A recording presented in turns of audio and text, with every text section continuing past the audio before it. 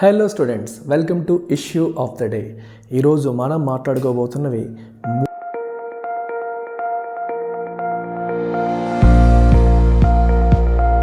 మూడు topics: capitalism, socialism and communism. So ఈ మూడింటి గురించి మనం మాట్లాడదాం. అయితే father of communism Karl Marx పర్స్పెక్టివ్లో, సో కార్ల్ మార్క్స్ గారి పర్స్పెక్టివ్లో మనం ఈ మూడింటిని ఈరోజు అనలైజ్ చేద్దాం. The first one is capitalism. Capitalism అంటే అర్థం ఏంటి? It is an economic system in which the means of production, అంటే ఫ్యాక్టరీలు కావచ్చు, ల్యాండ్స్ కావచ్చు, వేటిని యూజ్ చేసి అయితే మనం ప్రొడ్యూస్ చేస్తామో those means of production are privately owned, అంటే ప్రైవేట్ పీపుల్ చేతుల్లో ఎక్కువగా ఉంటాయి. And they are operated with a motive to make profit, అంటే ప్రాఫిట్ మోటివ్తో, లాభం సంపాదించాలి అనే మోటివ్తో వాటిని రన్ చేస్తారు. సో ఈ ఫ్యాక్టరీ ఆపరేట్ చేయడానికి నాకు ఎంత ఖర్చు అవుతుంది, ఫ్యాక్టరీని ఆపరేట్ చేసి నేను ప్రొడ్యూస్ చేసిన వస్తువుని అమ్మితే ఎంత వస్తుంది, అమ్మితే వచ్చేది నేను అయిన ఖర్చుల కంటే ఎక్కువ ఉండాలి, ప్రాఫిట్ని మ్యాక్సిమైజ్ చేసుకోవాలి అనే మోటివ్తో రన్ అయ్యే ఎకనామిక్ సిస్టమే ఈ క్యాపిటలిజం. సో క్యాపిటలిజం అనగానే మీకు ప్రాఫిట్ మోటివ్ అనేది కనిపిస్తుంది. సో కాబట్టి క్యాపిటలిస్ట్ ఎప్పుడు కూడా ప్రాఫిట్ని మ్యాక్సిమైజ్ చేయాలని ప్రయత్నం చేస్తూ ఉంటారు. సో ప్రాఫిట్ మ్యాక్సిమైజ్ చేయాలనే ప్రయత్నంలో వాళ్ళు ఖర్చులు తగ్గించాలని, వాళ్ళకు వచ్చే ఆదాయాన్ని పెంచాలి అనే ప్రయత్నం కూడా చేస్తూ ఉంటారు. This is where Karl Marx had a problem. So Karl marks ఏం భావించారంటే, క్యాపిటలిజం అనేది ప్రాఫిట్ మోటివ్తో రన్ అవుతుంది, వాళ్ళు ఎప్పుడు కూడా వాళ్ళ ప్రాఫిట్స్ని మ్యాక్సిమైజ్ చేయాలనే ఆలోచనతో ఉంటారు. సో దానికోసం వాళ్ళ దగ్గర ఎవరైతే పనిచేస్తారో ఎంప్లాయీస్, వాళ్ళ శాలరీస్ తగ్గించడానికి, వాళ్ళని చాలా తక్కువ ఇచ్చేసి వాళ్ళని పిండేయడానికి, ఎక్స్ప్లాయిట్ చేయడానికి ప్రయత్నం చేస్తారు. సో ఈ క్యాపిటలిస్ట్ అందరూ కూడా ఎక్స్ప్లాయిటర్స్, వీళ్ళ వల్ల మంచి జరగదు, కార్మిక లోకాన్ని వీళ్ళు కంప్లీట్గా ఎక్స్ప్లాయిట్ చేస్తున్నారు, వాళ్ళ కష్టాన్ని పిండి పిప్పి చేసి దాని నుంచి వీళ్ళు ప్రాఫిట్ చేసుకుంటున్నారు. ఇటువంటి సిస్టమ్ అనేది మంచిది కాదు, దీనివల్ల సమాజంలో ఇనీక్వాలిటీస్ అనేవి పెరిగిపోతున్నాయి, సమాజంలో క్లాసెస్ ఫామ్ అవుతున్నాయి, అప్పర్ క్లాసు లోవర్ క్లాస్ అని ఫామ్ అవుతున్నాయి, ఈ క్లాసెస్ మధ్య అంతరాలు అనేవి పెరిగిపోతున్నాయి అని కార్ల్ మార్క్స్ క్యాపిటలిజంని తీవ్రంగా వ్యతిరేకించారు. అయితే మరి క్యాపిటలిజం మంచిది కాదు అని కార్ల్ మార్క్స్ భావిస్తున్నారు అని చెప్పాను. మరి ఈ క్యాపిటలిజంకి ఆయన చూపించిన ఆల్టర్నేటివ్ ఏంటి? కార్ల్ మార్క్స్ చూపించిన ఆల్టర్నేటివ్ కమ్యూనిజం. మరి కమ్యూనిజం అంటే అర్థం ఏంటి? Communism is a system in which everything is community owned. మనకి అక్కడేం చెప్పాను మీకు, ఫ్యాక్టరీస్ కావచ్చు, ల్యాండ్స్ కావచ్చు, అన్నీ కూడా privately owned, majority privately owned, అంటే ప్రైవేట్ వ్యక్తుల చేతుల్లో ఉంటాయి.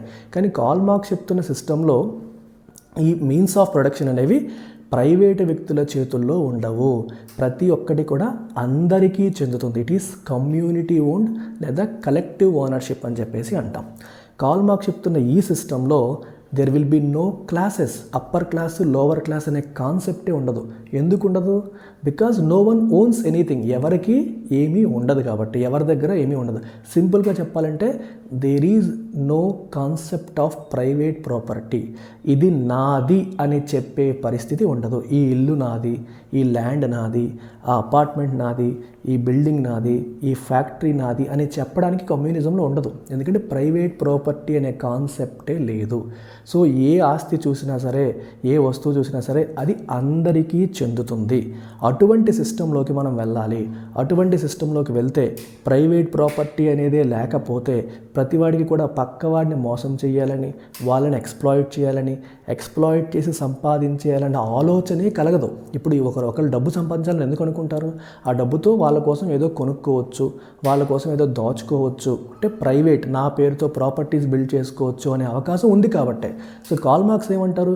ప్రైవేట్ ప్రాపర్టీ అనే దాన్ని కంప్లీట్గా రద్దు చేసేయాలి, ఎవరికి ప్రాపర్టీ ఎర్న్ చేసుకునే ప్రాపర్టీని బిల్డ్ చేసుకునే అవకాశమే ఉండకూడదు. అలా అవకాశమే లేనప్పుడు సో ఏ ఒక్కరు కూడా ఈ స్వార్థపూరితమైన ఆలోచనల నుంచి బయటకు వస్తారు, సమాజంలో అంతరాలు అనేవి పోతాయి. We will have a proper class less society, property less society. అలాంటి సొసైటీలో గవర్నమెంట్తో కూడా పని లేదు, ఎందుకంటే ప్రజల మధ్య విభేదాలు ఉండవు, విద్వేషాలు ఉండవు, గొడవలు ఉండవు, కాన్ఫ్లిక్ట్స్ ఉండవు.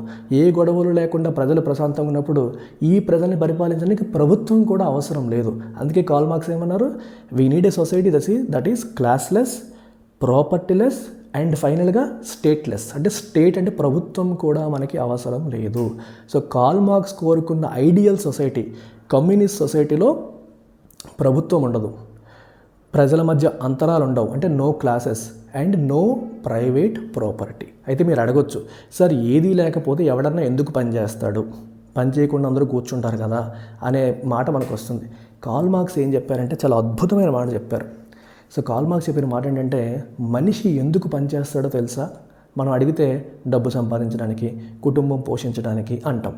కానీ కార్ల్ మార్క్స్ ఏం చెప్పారంటే, మనిషి పని ఎందుకు చేస్తాడంటే టు ఎక్స్ప్రెస్ హిమ్సెల్ఫ్, తనని తాను ఆవిష్కరించుకోవడానికి.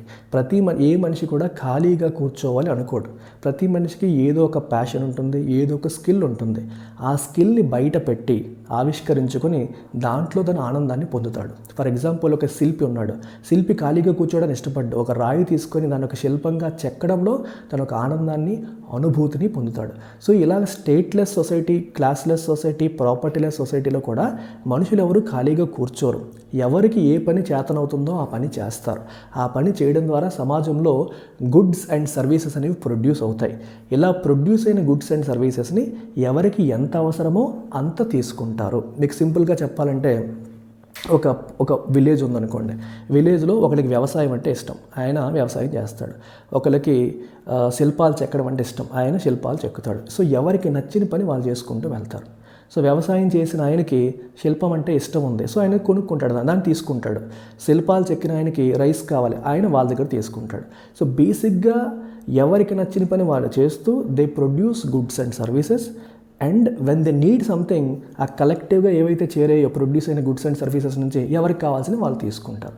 ఆయన చెప్పిన పాయింట్ ఏంటంటే, you produce according to your ability. నీ కెపాసిటీ, నీ ఎబిలిటీని బట్టి నువ్వు ప్రొడ్యూస్ చేస్తావు. And you take according to your need. నీ అవసరాన్ని బట్టి నువ్వు తీసుకుంటావు. మీకు అర్థమైందా? రెగ్యులర్ సిస్టంలో ఏముంటుందంటే, మనకి ఎంత కెపాసిటీ ఉంటే అంత ప్రొడ్యూస్ చేస్తాము, మొత్తం మందే అంటాం. కానీ కార్ల్ మార్క్స్ చెప్తున్న కమ్యూనిజంలో అలా కాదు. మనకి ఎంత కెపాసిటీ ఉంటే అంత ప్రొడ్యూస్ చేస్తాం, కంట్రిబ్యూట్ చేస్తాం, ఎంత అవసరం ఉందో అంతే తీసుకుంటాం. ఇప్పుడు ఒక ఇద్దరే ఉన్న కుటుంబం ఒక పెద్ద బంగ్లా మ్యాన్షన్లో ఉండడం మనం చూస్తాం. 10 మంది కలిపి ఒక చిన్న గుడిసెలో ఉండడం కూడా మనం చూస్తాం. కార్ల్ మార్క్స్ సొసైటీలో అలా ఉండదు. ఈ 10 మంది ఒక గుడిసెలో ఉండలేకపోతున్నారు అంటే, 10 మందికి సరిపడే ఇల్లులో ఇద్దరే ఉన్నారంటే ఆ ఇద్దరు ఖాళీ చేసి గుడిసెకి వచ్చేస్తారు, ఈ 10 మంది అక్కడికి వెళ్ళిపోతారు. అలా ఉంటుందన్నమాట. అంటే ఎవరికి ఏది ఎంత అవసరమో అంత ఇవ్వాలి, ఎవరు ఎంత కంట్రిబ్యూట్ చేయాలో అంత కంట్రిబ్యూట్ చేయాలి. ఇలాంటి ఒక ఐడియల్ సొసైటీని కార్ల్ మార్క్స్ ఇమాజిన్ చేశారు. ఇలాంటి సొసైటీ వస్తే సొసైటీలో క్లాసెస్ ఉండవు, ఇన్ఈక్వాలిటీస్ ఉండవు, గొడవలు ఉండవు, ప్రాబ్లమ్స్ ఉండవు, సంతోషం మాత్రమే ఉంటుంది అని ఆయన భావించారు. అయితే ఇలాంటి కమ్యూనిస్ట్ సొసైటీ రావడానికి ఒక ఇంటర్మీడియట్ ఫేజ్ ఉంటుంది అని కూడా కార్ల్ మార్క్స్ చెప్పారు. ఏంటది? ఆ ఫేజ్ కార్ల్ మార్క్స్ డిఫైన్ చేసిన సోషలిజం. సో కార్ల్ మార్క్స్ ఏం చెప్పారంటే, క్యాపిటలిజం నుంచి మనం డైరెక్ట్గా కమ్యూనిజం వైపు వెళ్ళలేము. క్యాపిటలిజం నుంచి కమ్యూనిజం వైపు వెళ్ళాలి అంటే మధ్యలో సోషలిజం అనే ఫేజ్లోకి వచ్చి మనం కమ్యూనిజంకి వెళ్ళాలి అన్నారు. సో ఏం చెప్పారంటే, ఈ క్యాపిటలిజంతో కూడిన సొసైటీని ఫస్ట్ కోల్చాలి. అది కోల్చాలంటే ఈ కార్మిక లోకం ఎవరైతే క్యాపిటలిస్టుల వల్ల సఫర్ అవుతున్నారో వీళ్ళంతా తిరుగుబాటు చేయాలి, రక్తసిక్తం చేసి బ్లడీ రెవల్యూషన్ వైపు వెళ్ళాలి. ఆ ప్రభుత్వాన్ని కూల్చి క్యాపిటలిస్టులతో కూడిన ప్రభుత్వం ఏదైతే ఉందో, స్టేట్ ఏదైతే ఉందో, కార్ల్ మార్క్స్ ఏమంటారంటే, క్యాపిటలిజంతో కూడిన సొసైటీలో ఈవెన్ ప్రభుత్వం కూడా, స్టేట్ కూడా is an instrument of capitalism. వీళ్ళు చెప్పిన మాటే వింటుంది, వీళ్ళ కోసమే పనిచేస్తుందని ఆయన ఉద్దేశం అనమాట. సో ప్రభుత్వం ఉన్నప్పటికీ కార్మికుల వాళ్ళ కష్టాలను చూసే వాళ్ళు ఎవరూ ఉండరు, వాళ్ళకే వీళ్ళు కొమ్ము కాస్తారనేది కార్ల్ మార్క్స్ యొక్క ఉద్దేశం. సో అందుకు ఆయన ఏం చెప్పారంటే, ఫస్ట్ ఆ గవర్నమెంట్ మనం దించాలి. అది ఎవరు చేయాలి? కార్మికులందరూ కూడా చెయ్యి కలపాలి. వాళ్ళు ఫుల్ కాన్షియస్ అవ్వాలంటే, వాళ్ళు ఎంత నష్టపోతున్నారో వాళ్ళు తెలుసుకొని కాన్షియస్ అయ్యి ప్రభుత్వాన్ని కూల్చి ప్రభుత్వాన్ని వాళ్ళ కంట్రోల్లోకి తెచ్చుకోవాలి. తెచ్చుకున్న తర్వాత ఇమీడియట్గా ప్రైవేట్ ప్రాపర్టీని రద్దు చేయాలి అన్నారు. ప్రైవేట్ ప్రాపర్టీని రద్దు చేసి ప్రైవేట్ వ్యక్తుల చేతుల్లో ఉన్న భూములు, ఫ్యాక్టరీలు అన్నీ కూడా ప్రభుత్వ అధీనంలోకి వచ్చేయాలి అన్నారు. సో ఈ ఇంటర్మీడియట్ ఫేజ్ వేరిన్ ఈ కార్మికులంతా కూడా ప్రభుత్వాన్ని కూలగొట్టి వాళ్ళ చేతిలోకి అధికారాన్ని తీసుకొచ్చి ప్రైవేట్ ప్రాపర్టీని రద్దు చేసి అంతా ప్రభుత్వం చేతిలోకి తెచ్చుకునే ఫేజ్నే సోషలిజం అని కార్ల్ మార్క్స్ డిఫైన్ చేశారు.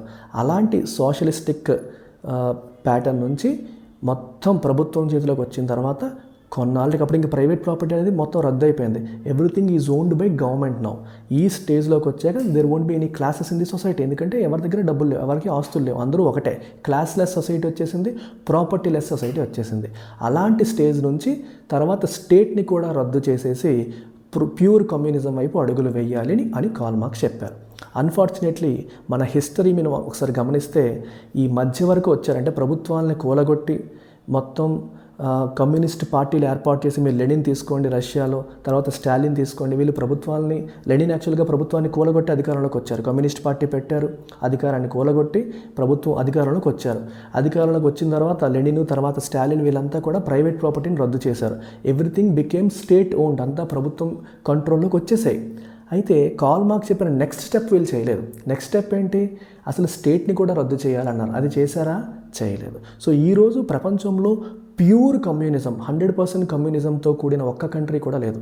కమ్యూనిస్ట్ పార్టీస్ ఉన్నాయని మనం వింటాం కానీ 100% కార్ల్ మార్క్స్ కోరుకున్న కమ్యూనిజం ఉన్న ఒక్క కంట్రీ కూడా ఈరోజు లేదు.